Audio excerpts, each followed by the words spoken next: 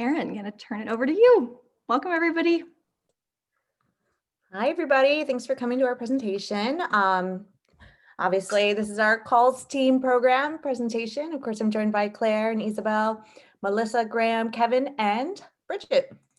So as always with the calls team, we're going to be going super fast because we have a ton to cover that we want to share with all of you. So our agenda for today, just going to kind of go over the overview of our calls program. We're going to talk about the structure, some of our individual moderator teams, and key learnings from this experience. So our goal today is to kind of share with you what we learned, what worked great, what maybe could have used a little improvement, with the purpose being to set up, or rather what we kind of set up and expanded with our calls program that would basically enable future campaigns starting out to successfully roll out a new program. So some of the successes that, of course, we want to brag on from our program, we had 88 million dials over the course of just 3.5 months, that being from July 26th to November 3rd, making it the largest grassroots call program ever. Our calls were largely to battleground states, including states such as Pennsylvania, Nevada, and Arizona, which ended up actually putting us over the required 270 electoral votes to win this election. We had about 72,000 volunteers on our call crew channel, but we found that we had actually over 103,000 unique callers calling with us. And our record is 13,000 callers in a single day. So we really tested the limits of our system. So next slide there. Kind of the path that our volunteers took, they were recruited largely through our P2P text program, as our text team touched on. Another way that they were, of course, recruited was by our recruitment calls, largely into California and New York. And they also received emails through Mobilize and other programs as well. It's actually how I joined our team initially. During their training, they were encouraged to sign up to our Slack workspace, and also for their first 3 calling shifts. So it's kind of, plugging them right in there. We also, once they kind of were kicked out of the nest, as Melissa would say, they were supported by our moderator volunteers on our Slack program. And they were also constantly had access to office hours, and they could also email our Help Scout team. That is over to Kevin. Thanks, Erin. We're going to talk about the structure of the calls program to begin with. Next slide. First, I'm going to go through kind of the documents, systems, and processes that form the backbone of the calls program. So let's go to the next slide. The first part of making calls was to make scripts for the calls. And there are different kinds of calls, all the way from voter ID and persuasion calls to early vote in person calls to voting by mail, voting with a mail-in ballot, and then, of course, the get out the vote calls for the last week of calling. And each of those kinds of calls needed different scripts. So the first step to make scripts was to make these skeleton scripts in a Google Doc. And then let me just turn off my Slack notifications too. From those skeleton scripts, then it customizes scripts using state-specific information. So you see the highlighted text here showing different kinds of rules, deadlines, etc. for different states. And we built these customized scripts for every single kind of call and every single state that we're calling. After building these scripts in Google Doc, we then imported and built them into ThruTalk. Now our scripts are interactive, which means that the scripts branch off based on what callers say and based on what the voter says in response. So we have to build the logic for these scripts into ThruTalk by saying, like, if this question is this answer, then go to this question and this question and so on. The next thing that we did for our scripts after writing and integrating the logic was to make things like the iwovote.com website and the voter information form, or sorry, the volunteer form, accessible through the script, so that a volunteer can actually write down the voter's information on the call and getting them signing them to volunteer, and also putting things like their polling location and voting details right in the script, so it's all integrated in one place. And that all happens in this ThruTalk platform. So after building your scripts in the Google Doc, we then imported and built them in this ThruTalk. After scripts, our next step was list wrangling. So list wrangling describes the very complex process of getting voter lists from our state teams and then importing them and giving them to Nina for our national data team, and then getting those CSVs and uploading them to ThruTalk. And there is definitely a process here. A big shout out to Bridget for overseeing this process and really coming in clutch the last several months of the campaign to make sure that the list wrangling process was seamless. And as you can see here, even for one day of calling, towards the end of the campaign, we had many, many lists to call on and many lists to get from states and then give to Nina and then get back from Nina and the data team and upload them through ThruTalk. So that process was overseen by a separate spreadsheet. Next, after list wrangling, we went to the list loading phase. So this is actually when you get your lists from our data team, we then have to upload them to ThruTalk.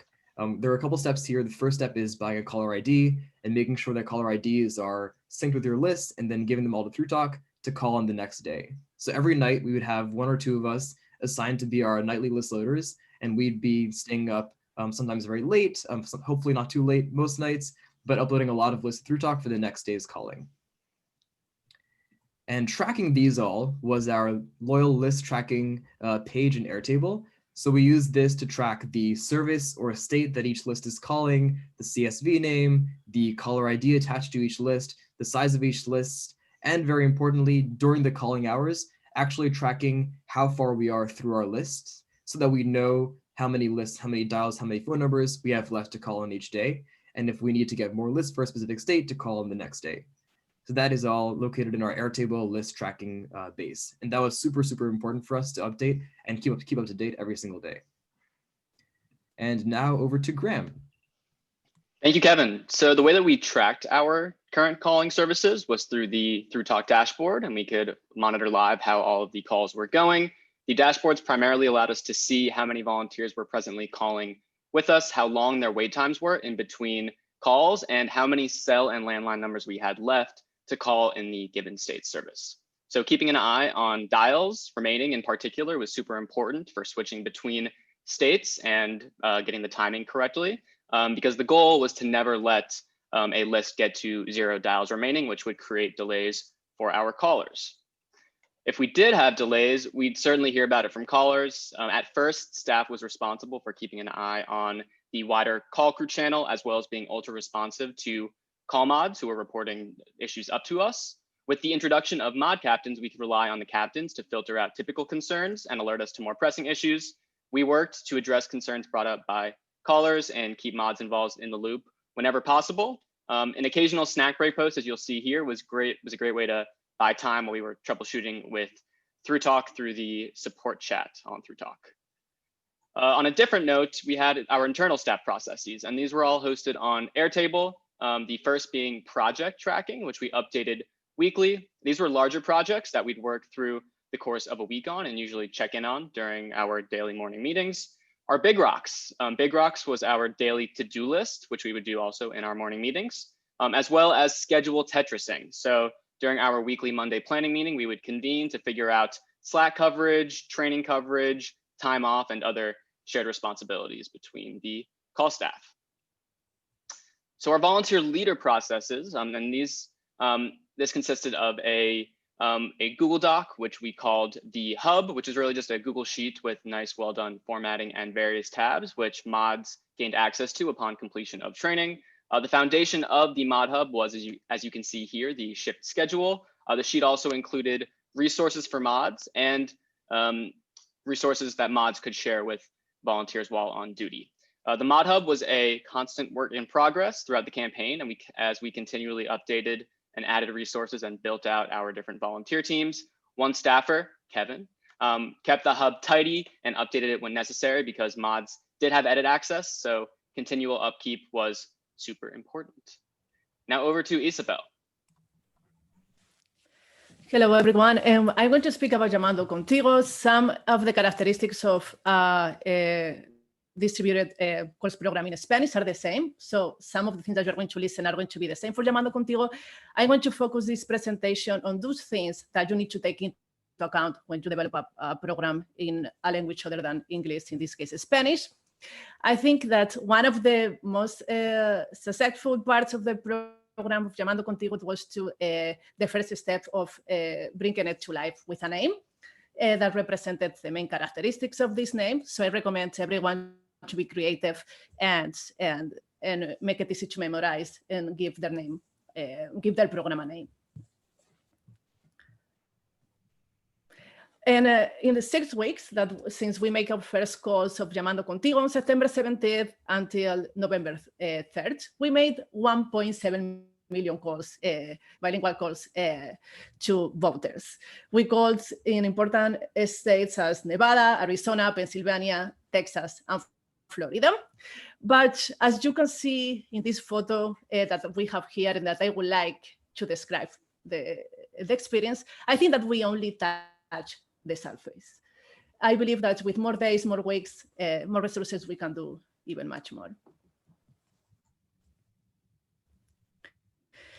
The way that Llamando Contigo works, as other distributed programs, we can see it here. What we did, it was first to develop that first structure, a plan, a Slack channel, and we have the first volunteers, and then it consisted of recruiting new volunteers and MATs, training them, and add that to a scale. And then you continue recruiting, continue training, continue adapting. And that way you can continue growing. There was only one staff for the program, 28 MATs, and near 3,000 callers. So I think that's the beauty of these distributed programs and everything that you can achieve if you are able to develop this infrastructure. And in the case of the role of our MATs was very similar to other programs, but there were some things that were different. In our case, we started recruiting MATs from two different sources. On the one hand, Call Crew, that will make calls in English, and on the other hand, Llamando Contigo, our own channel of callers that they make bilingual calls. For that reason, we asked those MATs if they wanted to assist our channel in either English or Spanish. Our channel was bilingual, and some callers actually they will ask and communicate in English, while others they will communicate in Spanish. So the first principle that we follow was to recommend the MATs to answer the questions in the language that have been asked, and they will coordinate. So they will assist either people who speak in English or in Spanish in the channel. And on the other hand, that would allow us to recruit more MATs because, as you can imagine, there were more English speakers than Spanish speakers. So this was very helpful for us to continue growing the team of MATs. And these are just some lessons that I think can be helpful for anyone that wants to develop a Spanish language program. Technology is not easy. Every one of you know that. Conduct trainings in Spanish. So that language is not going to be a barrier for those that already have difficulties to understand the technology. Provide the Spanish resources, try to support volunteers in the language that they feel more comfortable. Second, data is going to be a little bit an obstacle. It's going to be a little bit difficult when you need to work in bilingual programs, but nothing important is easy. Be creative. You need those numbers, you need that information, and you can do it. Go beyond translations. And this is a recommendation that I will suggest for the future. In our case, most of the content that we had, we translated from English to Spanish, and scripts and other content, but I would recommend in the future to create your own content. You are more impactful when you start in Spanish than if you translate. Even the best translation is not as powerful as someone that you built in your own language.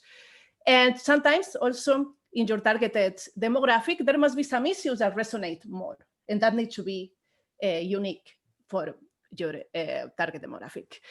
And then collaborate with other efforts. Probably your campaign won't have a Spanish version of all the teams. That's normal.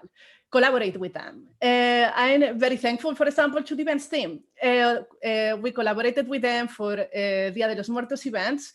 We recruited entertainment from our own volunteers, and we were able to have this event with a collaboration. It was a Spanish language event. With other teams, it will be possible to have very successful collaborations as well. 5, when it comes to the language, don't focus on differences. During many years, I hear sometimes this question of when you build a program in Spanish, if there are going to be differences for people that come from different regions. And my recommendation is focus on what you have in common. The Spanish language is a language, as the English language, and independently from people come from. And don't use this as a barrier for you maybe not creating that program. That doesn't mean that your target demographic is not diverse. The Latino population is very diverse. Use that to explore opportunities. I would like to share as an example, when we call into Pennsylvania, maybe it was not the state that you consider is going to have the larger population of Latino and Spanish-speaking people. 700,000 people speak Spanish in Pennsylvania, but we found many undecided voters. So learn to target demographic and explore opportunities. And finally, and I finish with this, when you create opportunities, people will enjoy them. We have received so many thank you message of people that they wanted to make calling Spanish. They wanted to assist Latino voters. And when you create this opportunity, you're going to find many people that will join you. Remember that in the United States, 37 million people speak Spanish at home. So you can really be very impactful. And with this, I'm going to pass it over to Melissa. Thank you, Isabel. That was amazing to hear about Llamando Contigo. And so going back into the main call crew program, as Aaron shared earlier, our call crew trainings were the entry point of the call crew.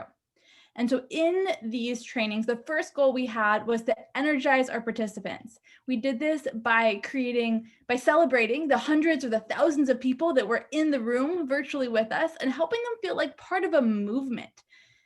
We also did this by creating real connections, both with Joe Biden as a candidate, as well as with each other.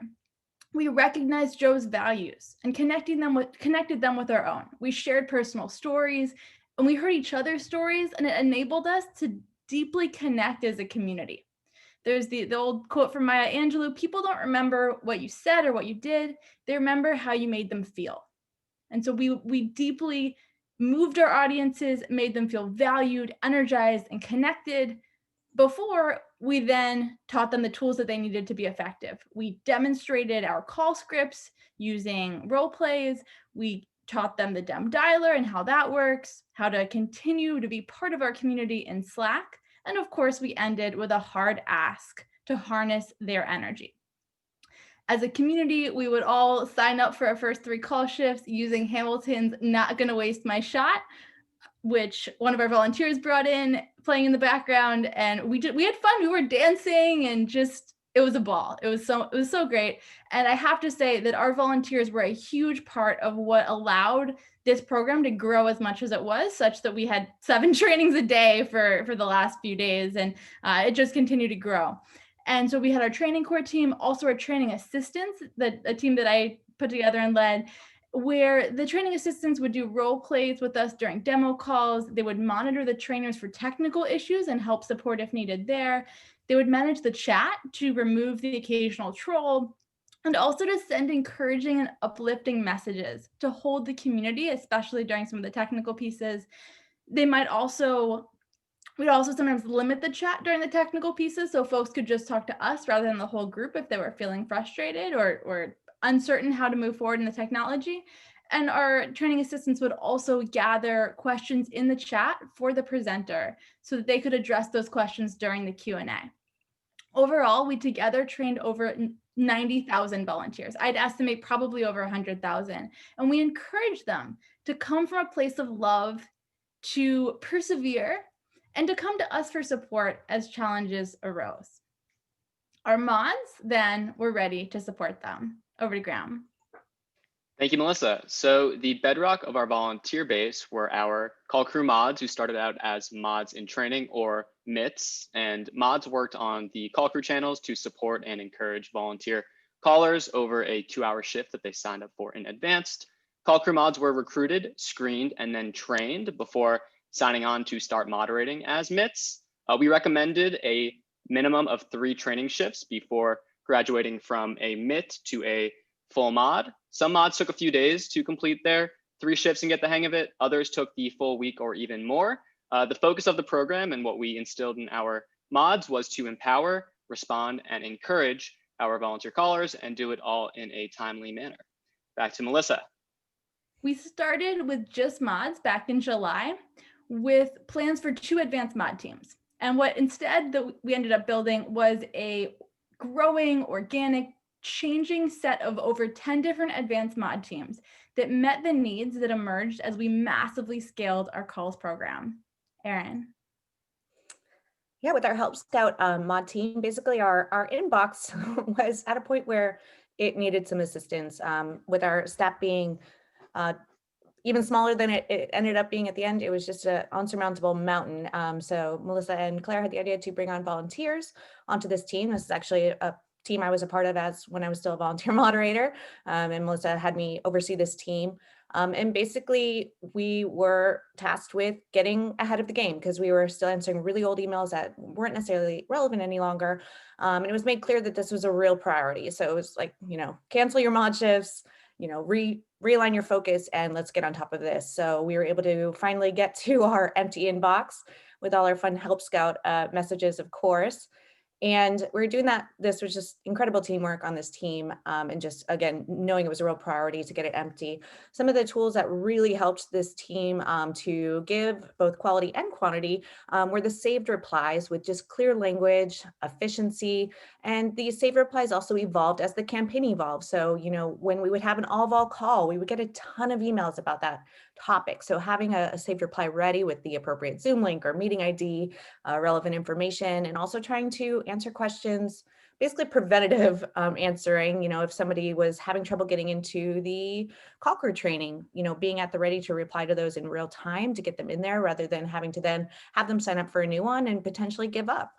And also, of course, heading into get out the vote, having like the relevant messaging and key voting information ready, and just basically being able to tackle a large quantity. And also once we kind of tackled that mountain of over like 4,500 emails and growing, and we got down to our zero inbox, we were able to really shift the focus from quantity over to quality. And that's where we had kind of our review process come in. One of the moderators reviewed all like the emails that have been sent and gave some really, really great feedback. Just about the message, making sure we're all uniform and in line with what the campaign would want. Over to Kevin. Thanks, Erin. Up next, we built out the office hours mod team. So the goal here was to provide real-time support to callers who had multiple questions on Slack. Sometimes we had callers or volunteers who would have follow-up questions, or volunteers coming from a training who didn't know how to get into Slack, or who had many, many questions over and over, or were just very confused and needed either tech support or honestly emotional support. And we built out the office hours mod team for just that purpose, to provide support in real time. This is similar to the Help Scout team, where we had a staff duty that was then taken on by volunteers, and the volunteer mods just knocked it out of the park. So we started off by having 1 hour of office hours 3 times a week. And then by November, we were having everyday office hours for multiple hours a day. So that was our dedicated office hour system, in which we had a Zoom room, in which we had multiple breakout rooms. Volunteers would come into a Zoom room and then get us onto a breakout room and then answer questions or get their questions answered in a very small one-on-one personal format. Beyond those office hours, we also had dedicated on-call office hours for the entirety of calling hours towards the end of the campaign. And what the idea here is that callers, regardless of when they have a question, they can get their question answered by an on-call office hours mod. And a mod in the call crew mod system would then refer volunteers to office hours, and then they'd be in a standing Google Meet or a Zoom room, and they can get their question answered immediately. So again, providing that one-on-one real-time support for callers whenever they have a problem. And over to Graham.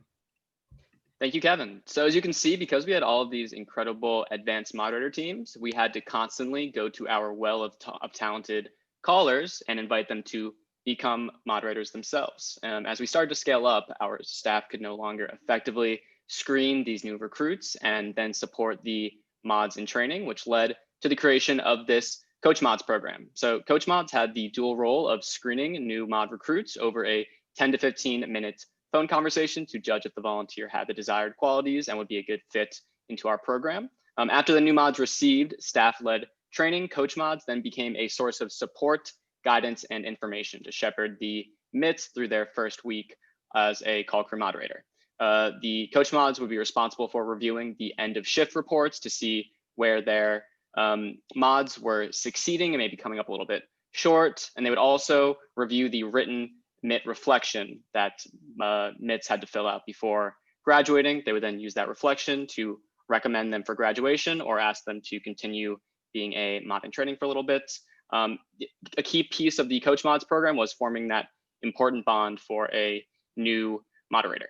Another initiative, which was completely Coach Mod led, was Helpy Hours, which was a way for MITs to ask questions in a classroom-like setting and for Coach Mods to reinforce expected behaviors and habits of successful call crew moderators. Back to Melissa. Thank you. So we managed our mod team in very intense 7-hour shifts, during which we were also making sure that our dials stayed loaded and that we were managing transitions between which state we were calling. And our goal during these shifts was to reply to mods' questions within 1 to 2 minutes. And so as the team scaled and the questions became just this constant flurry, Graham and I created the mod captains team so that our experienced mods could help us by arriving in the call mod channel, address those different questions, and just be there to support our mod community. They also were responsible for communicating key issues to staff, including tech issues such as long wait times, calls into the wrong state, spam or robokillers, or any unusual trends. Also script inaccuracies, especially based on that state's voting details, which was only briefly an issue as we were moving into the early voting time, and it was like, oh, this state's already voting. We better make those updates. And then questions that came from mods that they didn't know the answer to, and then just any other assorted information as needed. So mods' role was to be proactive leaders, the mod captain's role was to be proactive leaders with our mods and also proactive communicators with us. It was a partnership. We did still need to oversee the call mods channel, especially if any urgent needs arose, but it just gave us a lot more freedom during that time to not have to answer all of the tiny little questions coming in, but really just be there supporting and holding that space as we managed everything with Through Talk and made sure that at a higher level, things would continue to flow in the right directions. Now, additionally, we had a special type of mod captain that we invited in, which were our praise and feedback captains. They provided both feel good and corrected feedback, and they arrived because we grew our mod team really big, really fast. And actually, regardless, there just needs to be a little bit of QA to make sure that we're holding the standards that we're looking to hold. And so initially there was actually a decent amount of feedback from our advanced mod program on this project. They were like, we're asking to review our volunteers for their volunteer work. And so we made sure to integrate that feedback, and we built our program really intentionally. So it had the impact of helping train and support mods as was required, but also have that same tone of radical hospitality that was just the tone we set through all of the work that we have done in our call crew. And so, for example, you might say in a praise and feedback post, you'd introduce the program and say, you're doing an incredible job. I really appreciate, and you give specific things you love about what they're doing. One suggestion, or I also recommend, and then what I love most about your work is. So keeping things very, very positive and encouraging, making it feel like a hug rather than a tap by a ruler. Next was our GOTV mods that came in toward the end. Graham. Thanks, Melissa. So our first set of GOTV mods were the Ballot Brigade mods, and Ballot Brigade was a final week initiative, which was focused on leaving voicemails on the Dem Dialer Junior, which is run over the VPP Connect system, to encourage voters to drop off their ballots in some of those key battleground states. This group of Ballot Brigade mods took on a life and a character of their own. We drew them from the call crew mods, but they really bonded together and became a family. Like our call crew program, we led with trainings. We had a shorter 30-minute training that we led, I believe, 4 or 5 times a day during the final 4 days, after which the new Ballot Brigadiers were led into our Ballot Brigade channel and then were supported by our incredible Ballot Brigade mods. Erin, over to you. Thanks, Graham. And with our LBJ, or our voter protection moderator team, also kind of emerging in the final steps of this campaign, one of the most important things for this team was really getting out the message of what type of things fell under this umbrella, what needed to be reported into the hands of the volunteer callers who are actually interacting with the voters. So the way that we did this was by basically canvassing our call crew and our call crew community and also our Llamando Contigo channels with this information. So this post here highlighting some of the key situations that fall under voter suppression, voter protection, so that when they were in those real-time conversations, they would know that they needed to collect that phone number. Because if we weren't able to get some form of contact information for the voters, we would not be able to follow up. So we actually had a form where they could just input. The only required information was their phone number and their state, the voter's state, and that was for the purpose of time zone. So we weren't calling someone in Pennsylvania at midnight. And basically this information would go from this form into our voter protection sheet. And one of our voter protection moderators would be able to reach back out, collect thorough information from the voter in order to file an LBJ incident report. And this team was really, really dedicated, and they jumped right on this project and were able to roll it out very, very quickly so that we could troubleshoot a little bit prior to the final four. And we're actually able to help over 750 different voters that had various voter protection issues. So it was a great program. So over to Kevin. Thanks, Erin. In October, we learned that we had a retention pattern within our calling data in which volunteers who called with us for one time had a pretty high drop-off rate before their second shift, but volunteers who called with us 2 times had very high retention for their third calling shift. So this led us to create our final GOTV team, which is our P2P text mod team, which used the through text system to send P2P texts to our volunteers to re-engage them and bring them back to the calling program for more shifts and really increase the retention and the amount that we're using our current calling volunteers leading into the final 4, leading into GOTV. So this small and mighty team of about 20 volunteers sent 16,000 texts during the final 2 weeks of the campaign. We started off by sending texts to those first-time volunteers from the day before. So from the day before, volunteers calling for the first time, getting them to call for a second time the next day or in the next 2 days with the call crew again. And then after doing those daily campaigns, we also did a larger text campaign to get call crew volunteers from the summer, from August, September, October, to then call with us for a second or third time or a fourth time and bring them back to the call crew for the final 2 weeks of calling. So this is a great team using the amazing through text system. And you can see one of the conversations right here.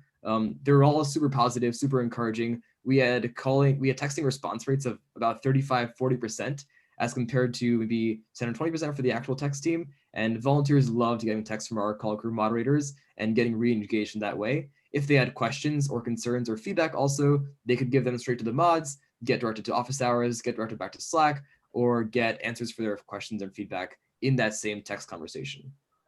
And now over to Claire for key learnings. Awesome. Thank you so much, Kevin. Never gets old to hear about our amazing volunteer leaders. So to round us out, we wanted to share some key things that we learned in building this program, including what we'd recommend if you are starting out building a calls program from scratch, a few of the stumbling blocks we encountered when scaling our program, and a few key principles that we'll leave you with. So to start, these decision points. If you are starting up a calls program, here are some of the key initial questions we would recommend thinking through. First, conversations. So based on the specifics of whatever election, whatever race you're working in, decide how many voters you want to aim to have conversations with, of course, to persuade them and mobilize them to vote for your candidate. And next, calls. So keeping in mind that, of course, the vast majority of the time when we cold call a voter, they don't answer because folks have busy lives. It might go to voicemail, or maybe their numbers change or it's out of service. So we reach the correct voter about 2 to 4% of the time. That's just very standard across all campaigns. So you can extrapolate from your desired number of conversations you want to have with voters to figure out how many dials you actually need to make to get there. And also how many conversations do you want to have with each of those voters. Next, so using those 2 numbers, your goal number of calls and your goal number of conversations, those numbers can really inform your decisions about what size program you need to build and what tools might be the best fit. So think about the number of volunteers you'll realistically need to recruit in order to make your goal number of dials, depending on how long you have till election day and other factors. After that, you can also think about how many volunteer leaders, or what we called mods, do you need to recruit and train and manage to support this wider pool of callers. And lastly, what dialer tool might be a good fit for your program to purchase? Lots of things to consider when you're evaluating different vendor options. There's quite a few on the market. think about whether or not you want to be able to call landlines and cell phones, or are you okay with just calling landlines? Whether you want your volunteers to leave voicemails with voters who you don't reach, what price point works for the campaign, how easy the tool, how important it is that the tool be easy to use for volunteers who might not be super comfortable with technology. And of course, as discussed, the scale of the voter contact you're trying to achieve. A tool that we use, like ThruTalk, tends to be more expensive and generally can make more sense for larger campaigns. There are a lot of options out there to evaluate. Over to Bridget. We want to highlight 3 stumbling blocks or challenge points we encountered when building and running this program, which might be useful for you if you're ever building a large calls program. So the first stumbling block was communicating with ThruTalk. As we depended on ThruTalk staff to have our calls going out, we had to communicate with the support staff a lot.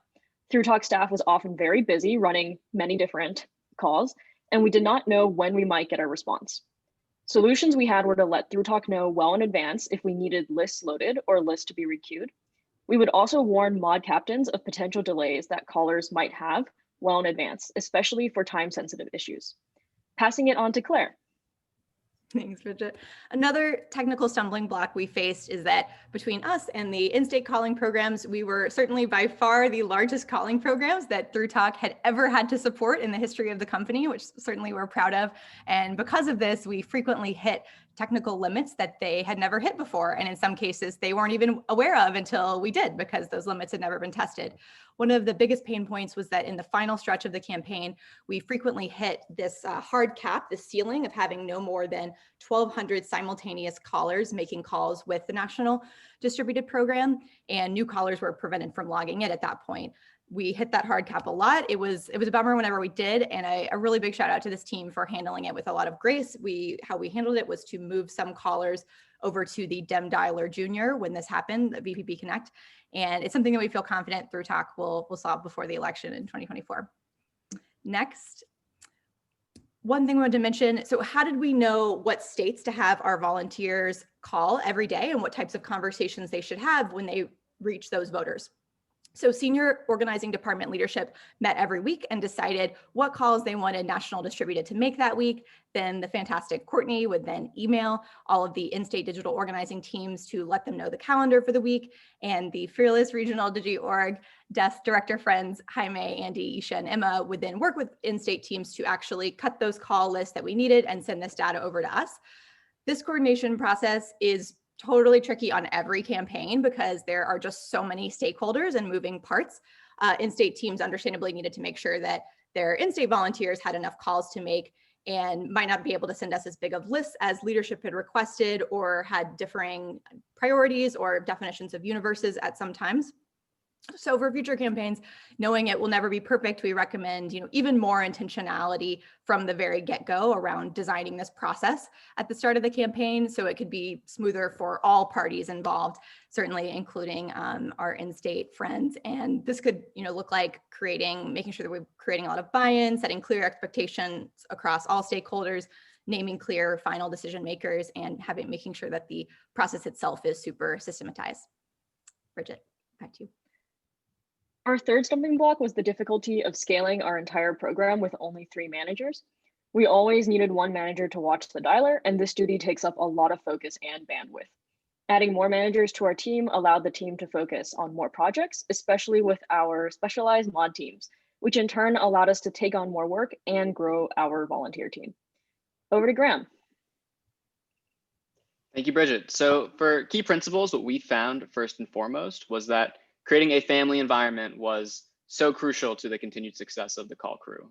By engaging with each individual and starting relationships with your volunteer team, especially your moderator team, we were able to build up that trust. And organizing work can be difficult, can often be thankless. So having that meaningful relationship established will both keep you invested in the work as staff and will encourage your volunteer team to go the extra mile as well. Because once you have that built up trust between you and your volunteer leaders, possibilities are nearly endless.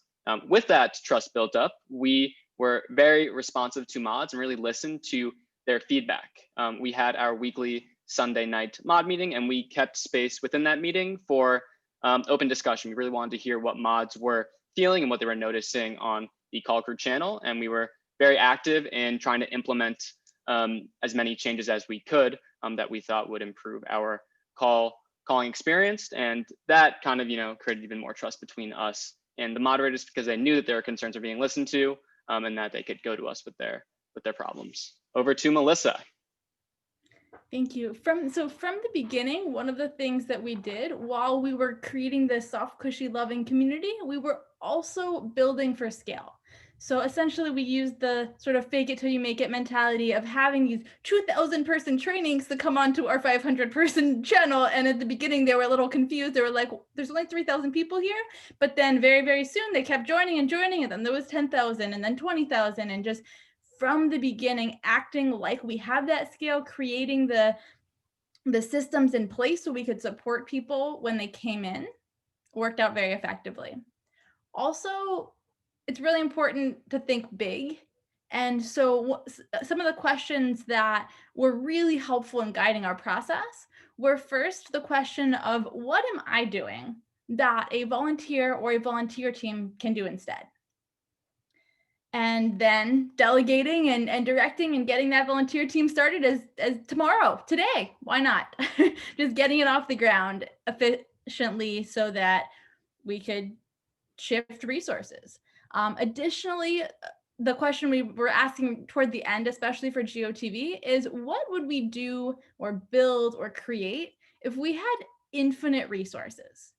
Asking that kind of question put us in the right mindset to think really big and then figure out what we would love to have and then what we can have within that space. A lot of times we could get the things we wanted, or if not, we got more than we would have gotten if we were just like, oh, what's the next step?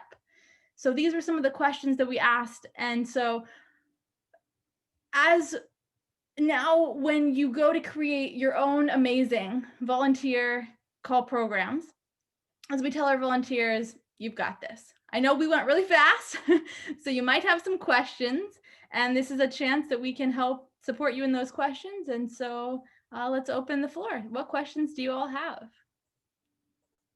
Tell us in the chat.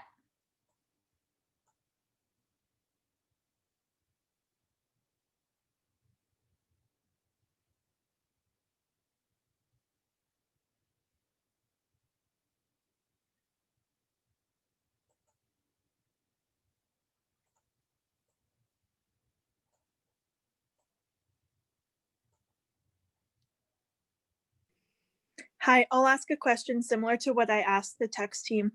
What do you think are the skills that each of the individuals on the team, and not like naming people, but like everybody obviously came with a really unique background.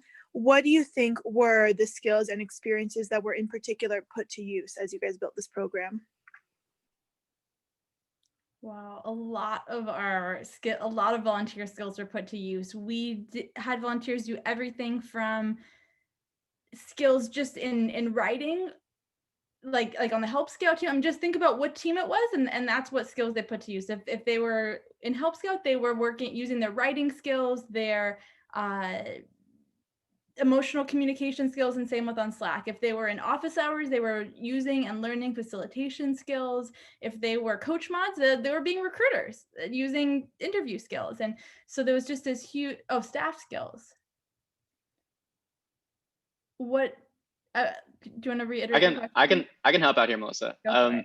Yeah, so Lucy, I think everybody brought a very unique individual skill set. I know that our crew was our operation was very training focused. Melissa has a background in training and in public speaking, so that really came to the forefront. Kevin, who is a numbers whiz, computer science systems, he built out our Mod Hub and so many of our incredible tools that we use to track. Everything on Airtable was pretty much created by Kevin. Isabel brought her background in community organizing and was able to build a really solid community of bilingual speakers. Bridget was super organized and just like on top of everything and keeping so many details straight, and her organizing really came in handy over the final stretch when we were trying to wrangle so many different lists from so many different stakeholders. Aaron has like the biggest heart and is so compassionate and was such a good bridge from staff to the mod team, where she'd already formed so many really incredible relationships and kind of had already dipped a toe in so many of these teams already. Like she mentioned Help Scout, so she was kind of able to understand how the mods were feeling and kind of report back to us, and just had a whole sense of how the operation worked. And then Claire is so good at project management, and she is such an amazing boss, and she has such a unique ability to connect and relate to all of her managees. And she always studied the ship. She had very clear goals, and was just so encouraging throughout the whole experience. That's a fun question because I just get to brag on my teammates. And Graham is a stellar organizer with so much campaign experience and like knows so well how to work with moderators. And he was the true glue of the entire Call Crew mod team, recruiting them, encouraging them, getting them all to work together as a team. Graham's organizing experience was like the true spirit of like Call Crew organizing for the whole time. I can get the next question, which is the magic number of calls left to get the next state list ready. Great question, Angela. So it really changed as the campaign went on. It started off being like 5,000 or 6,000 calls left at the very beginning of the campaign. That means we should get the next call list ready. And by the end of the campaign, it was like 100,000 dials left. Okay, we should get the next list ready. There are a couple factors that went into this. The first one is speed of calling. So like as the number of callers increased from like about 100 active callers at maximum back in like August, September to like 700 or 800 callers maximum in October, November, you have to like get things ready much sooner in advance to take into account the speed, the delay from through talk, the loading your next list, the speed of communication, etc. So as the calling system went on, it ended up being like 100,000 dials left. Okay, let's get the next list ready. And each list is 50,000 dials. So being a couple lists in advance helped with that.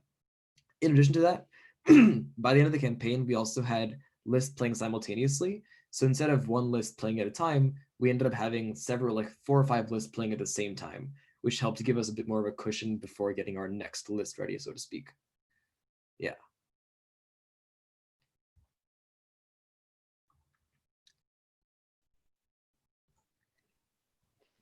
Melissa, you want to take this next question? Sure. We talked about. Yeah, I was like, I already got sort of one, Yeah. but yeah, it's definitely my plate. So question is, how would you pivot in building in training time for VPB Connect, even though the goal was to learn through talk?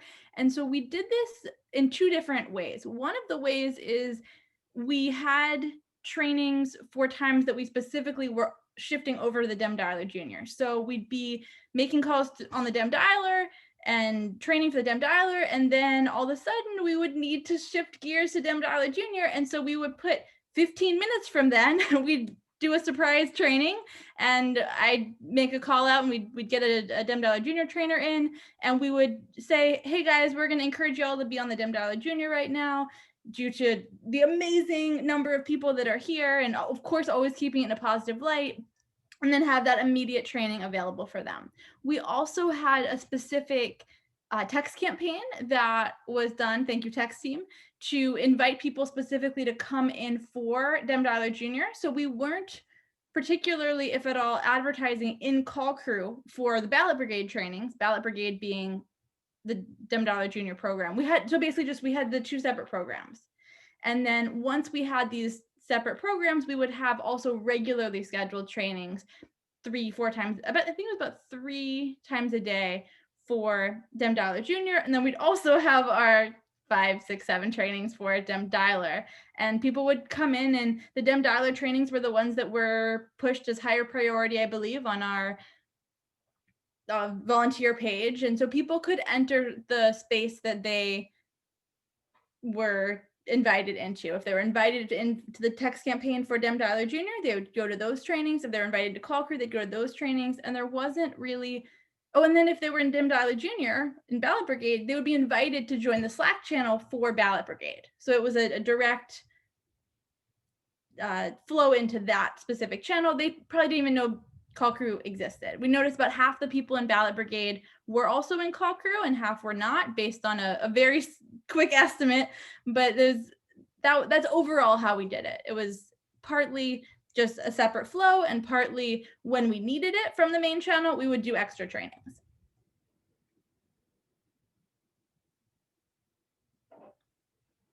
Since in the absence of other questions, I'll add, we had our DEM Dialer Junior practice round test day. And so for that, we did have office hours throughout the entire afternoon that Kevin and Aaron led, and with a whole bunch of amazing moderators in there. And so that was very, very helpful in just getting people onboarded then. And Lucia put together a beautiful training video as well that was helpful and available. Wonderful. What other questions do folks have? Do you want to put anything in the chat or just come off mute? Got a couple more minutes.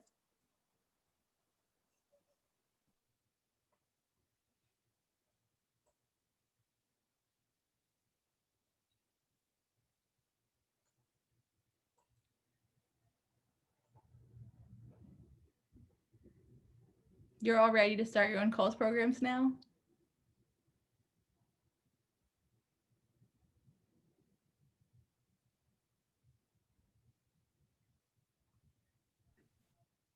One quick note that I wanted to make as we wait for more questions is something that we didn't really cover that much in our presentation, but was kind of present throughout, is that the calls team existed not in a silo, but reliant on the other teams in the distributed vertical. And it was so important that it was integrated with the text team and with the events team in particular. So we had a lot of TP techs every single week to recruit volunteers to make calls. We had phone bank events every week to get people to make calls. And those teams directed a lot of volunteers towards the calls team and towards the DEM dialer. So it was super, super important for us to be working in conjunction with both the text team and the events team for this entire process. So that's kind of as a note for future calls programs.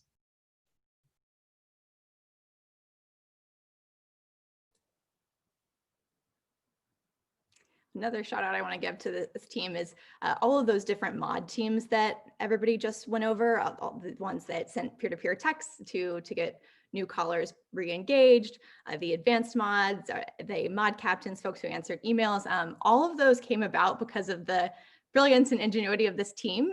Like Melissa said, we had really just thought we would only need a couple of mod teams and mostly just the core call mods. And then as we scaled the program, it wasn't really till early September, it became clear there were a bunch of new needs emerged. And this team had such a vision for, oh, okay, well, we could actually build a vol team around this. Oh, and this too. And, oh, well, let's combine those two because we don't need two separate ones, but these two really should be separate. And that whole, a whole schema of how they overlapped or didn't, and what, which ones you needed to kind of interview for versus which ones could you flow right into, how many in training shifts did you need to do for each one.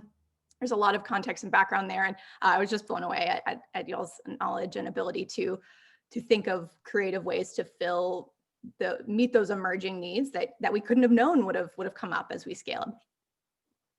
Thank you. I just wanted to share that the folks that presented the mod teams were the ones that led the mod teams. And so thank you, Aaron and Graham, for helping co-lead the praise and feedback captains team. It was an awesome joint effort, and Graham and I led the mod captains team together. Otherwise, each person who spoke led that team, and Bridget led the general support mods, which was an adjunct channel to all of our mod efforts.